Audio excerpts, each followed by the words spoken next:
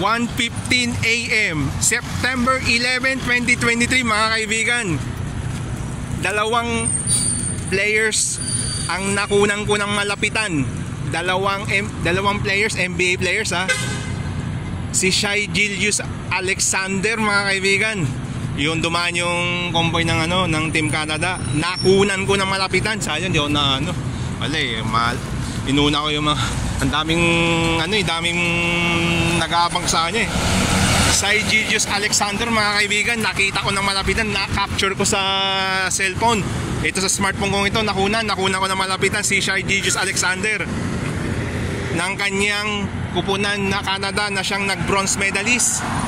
Kanina, mga bago anong oras ba yun? Bago mag-8 yun eh. O 8 na, mga 8 na. Nakunan ko ng malapitan si Shai Gilgeous Alexander ng malapitan, no? Ayun, mawari na, oh. Si Shai Gilgeous Alexander. At ito kanina lang mga kaibigan. Nako, 12:47 AM na yung September 11, 2023. Si Dennis Schroeder, yung MVP ng ng nagkampiyon na Germany. Sayang sablay yung hula ko sa kanila. Sablay. Umula ako sa serve. Sablay yung hula ko, sablay. Kanina dumaan yung convoy ng set ng bus ng Slovenia. Ewan ko anong ginawa nila. Si Dennis Schroeder mga kaibigan, sa akin di tayo nagtagumpay sa pagpapautograph sa kanya yung bola kong dala. Pero na-capture ko rin siya ng malapitan mga kaibigan. Na-capture ko siya ng malapitan ang mismong MVP ng 2023 FIBA Basketball World Cup, Dennis Schroeder. Kahit ko lang si Dennis Schroeder. Anong ba height ni Dennis Schroeder? Parang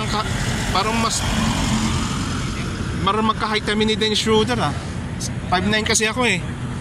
Si Dennis Schroeder, di ko alam anong height. Parang magka-height lang kami no. Nakita ko malapitan.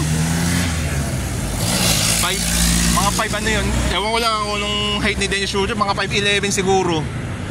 Pero parang magka-height lang kami. Basta alamin niyo lang sa kanyang profile kung anong height ni Dennis Schroeder. Parang nung nakita ko ng malapit, kala ko hindi namang sobrang tangkad. Biro mo yun na buti di sayang yung paghihintay ko. Nakita ko ng malapit na si Dennis Schroeder Nakita ko ng malapitan mga kaibigan. Nagpa-autograph dami. Sayang hindi na-autograph yung akin. Wala, hindi tayo sinamerte. Pero yung pag-capture sa kanya, sakto mga kaibigan, okay lang. Yun lang mga kaibigan. Ngayon mga kaibigan, idideklara ko na yung FIBA Basketball World Cup 2023.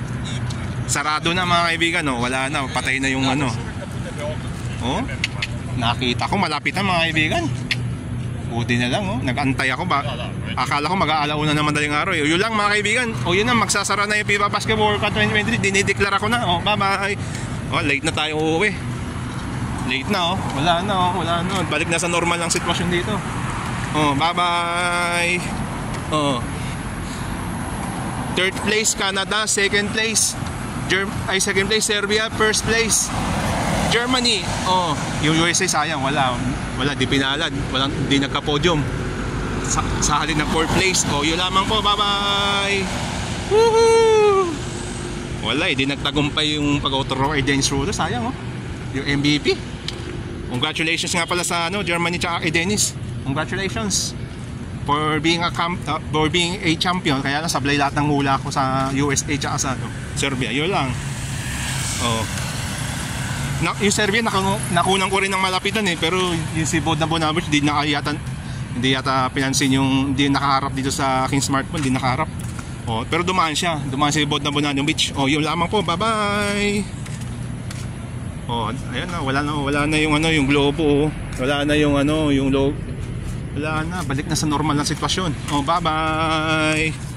Kakalas. Na yung niyan. Kakalasin na lahat yan. Bye bye. yung parang ring, ginawang ring ng bola.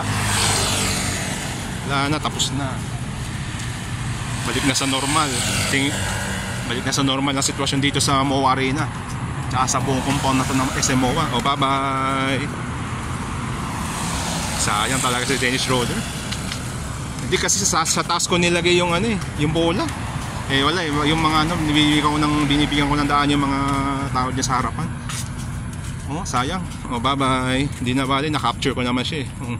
Sapat na yun, masaya na ako ron. Oh.